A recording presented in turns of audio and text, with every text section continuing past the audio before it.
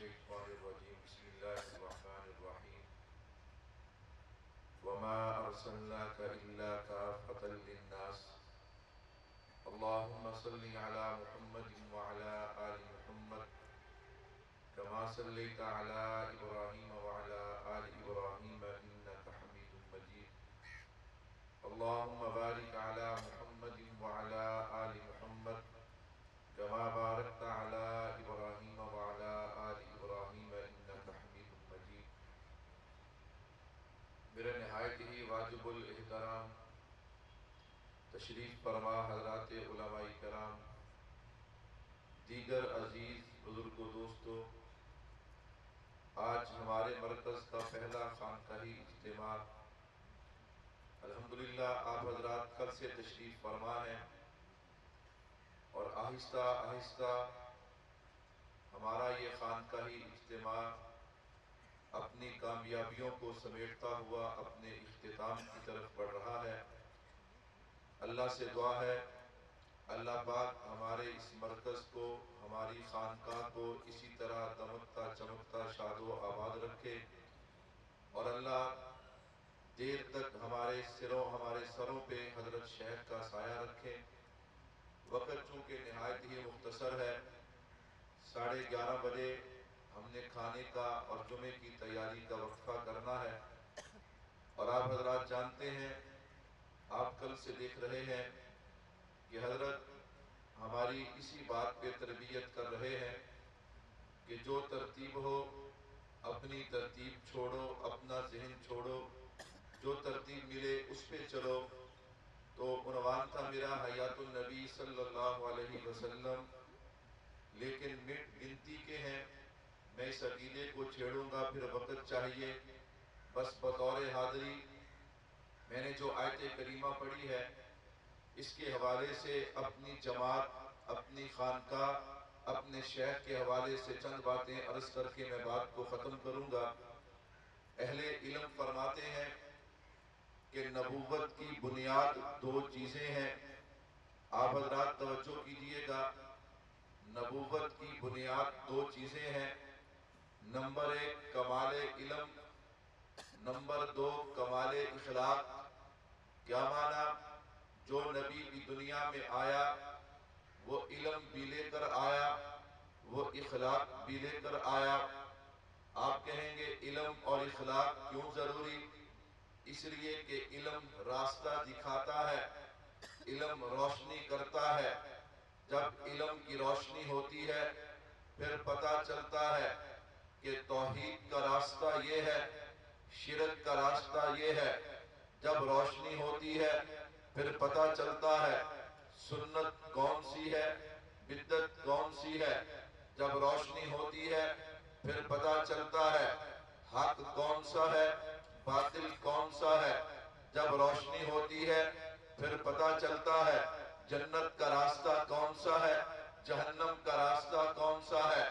جب روشنی ہوتی ہے پھر پتہ چلتا ہے رحمان کا راستہ کون سا ہے، شیطان کا راستہ کون سا ہے۔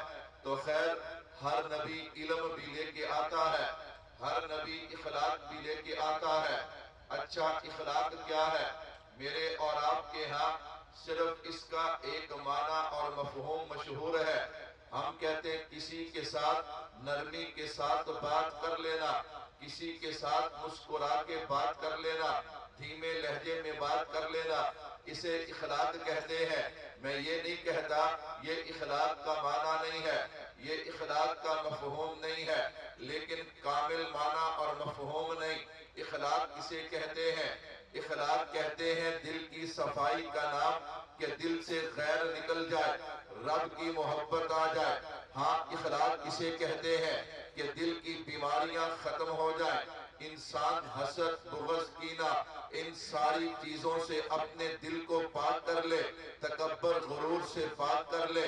جتنی بھی دل کی بیماریاں ہیں روحانی بیماریوں سے چھٹکارا حاصل کر لے، اسے اخلاقیات کہا جاتا ہے، اسے اخلاق کہا جاتا ہے۔ خیر بات لمبی نہ ہو جائے، میں عرض کر رہا تھا ہر نبی علم بھی لے کے آتا ہے، ہر نبی اخلاق بھی لے کے آتا ہے۔ اب اللہ نے چلتے چلتے جب میرے اور آپ آپ کے پیارے پیغمبر جناب محمد الرسول اللہ صلی اللہ علیہ وسلم کو امام الانبیاء اور خاتم النبیین بنا کے بھیجا ہے۔ اللہ نے میرے محبوب کو علم بھی عطا کیا، اخلاق بھی عطا کیا۔ مجھے کہنے دیجئے نا، سب نبی علم بھی لے کے آئے، سب نبی اخلاق بھی لے کے آئے۔ جس طرح پوری امت مل کے وقت کے نبی کے علم کا مقابلہ نہیں کر سکتی، نبی کے اخلاق کا مقابلہ نہیں کر سکتی، اسی طرح سارے نبی مل کے آمینہ کے لال کے علم کا مقابلہ نہیں کر سکتے، آمینہ کے لال کے اخلاق کا مقابلہ نہیں کر سکتے۔ ہر نبی علم بھی لے کے آیا، ہر نبی اخلاق بھی لے کے آیا۔ اس پہ حضرات نے بڑی پیاری مثال دی ہے کہ علم کیا کرتا ہے، علم راستہ دکھاتا ہے، اخلاق کیا کرتا ہے، اخلاق انسان کے دل میں وہ طاقت پیدا کرتا ہے، وہ قوت پیدا کرتا ہے کہ علم نے جو راستہ دکھایا ہے پھر اس راستے پہ چلنا آسان ہو جاتا ہے۔ قاری محمد طیب قاسمی رحمت اللہ علیہ بڑی پیاری مثال دیتے ہیں، کبھی ریلوے کا انجن دیکھا، وہ اتنا وزن لے کے چلتا ہے، انسان حیران ہے، لیکن اس کے سفر کرنے کے لیے، راستہ طے کرنے کے لیے، اپنی منزل پہ پہنچنے کے لیے انجن کو دو چیزوں کی ضرورت ہوتی ہے۔ وہ دو چیزیں کون سی ہیں؟ نمبر ایک اس کا راستہ، وہ جو لوہے کی لائن ہے، اگر لوہے کی لائن نہ ہو یہ چلے گا تو ضرور لیکن سفر نہیں کرے گا، زمین میں دھنستا چلا جائے گا۔ نمبر دو اس کے اندر ایندھن کا ہونا ضروری ہے، لائن ہو، راستہ ہو، اگر ایندھن نہیں ہوگا تو بھی یہ سفر نہیں کر سکے گا۔ فرمایا علم کیا کرتا ہے؟ علم انسان کو راستہ دکھاتا ہے۔ اخلاق کیا کرتا ہے؟ یہ اس راستے پہ چلنے کی قوت پیدا کرتا ہے۔ تبھی تو لوگوں کو اشکال ہوتا ہے، مولوی صاحب حضرت امام صاحب رات عشاء کے وضو سے فجر کی نماز کیسے پڑھتے تھے؟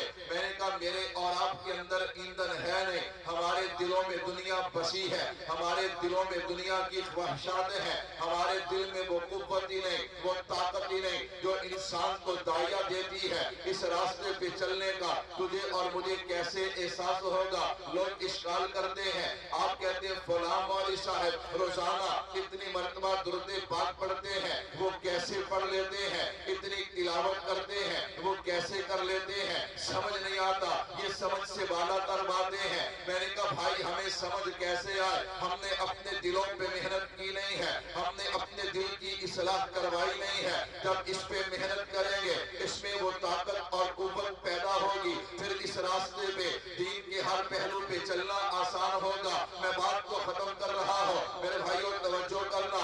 امام الانبیاء علم بھی لے کے آئے ہیں، اخلاق بھی لے کے آئے ہیں، میرے نبی نے روشنی بھی پھیلائی ہے، اپنے یاروں کے دل کی صفائی بھی کی ہے۔ رب نے اعلان بھی کر دیا اولئک الذین امتحن اللہ قلوبہم للتقوی۔ تو خیر الحمدللہ ہم آخر نبی کی امت ہیں، ہم نبی کے پورے دین کے وارث ہیں۔ آپ اکثر میرے شیخ کی زبان سے سنتے ہیں الحمدللہ ثم الحمدللہ، یہ مرکز جو ہے اپنے نبی کے پورے دین کا وارث ہے۔ کل بھی حضرت فرما رہے تھے اگر عقیدے کی بات آئے گی ہماری درسگاہ موجود ہے جہاں پہ عقیدہ پڑھایا جاتا ہے۔ اگر مسئلے کی بات آئے گی تو آپ کے ہاں جناب والا آپ کو یہاں سے دارالفتویٰ سے فتویٰ بھی ملے گا، اور اگر اصلاح کی بات آئے گی یعنی دل کی بیماریاں تو انشاءاللہ آپ کو خانقاہ حنفیہ کا فیض بھی ملے گا۔ تو میں عرض کر رہا تھا ہمارے نبی علم بھی لے کے آئے، اخلاق بھی لے کے آئے۔ مطلب کیا ہے؟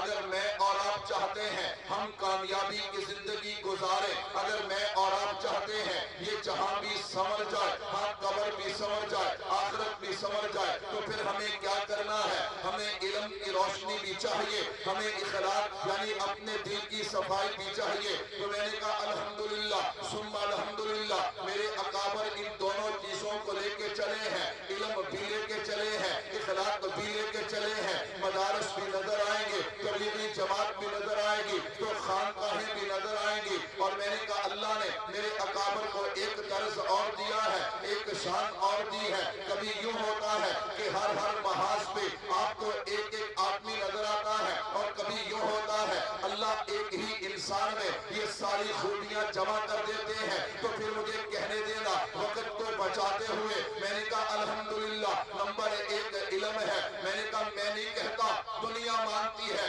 جادو تو وہ جو سر چڑھ کے بولے، نشہ پلا کے گرانا سب کو آتا ہے، مزہ تو تب ہے کہ گرتے ہوئے کو تھام لے ساقی۔ میں نہیں کہتا، دنیا کہتی ہے کہ اگر پوری دنیا کے اندر علماء دیوبند کے عقائد پہ کوئی دلائل دینے والا، ان کا دفاع کرنے والا ہے تو وہ کوئی اور نہیں ہے، وہ مرکز اہل سنت والجماعت ہے، اور اس مرکز کے بانی حضرت اقدس مولانا محمد الیاس گھمر ہے۔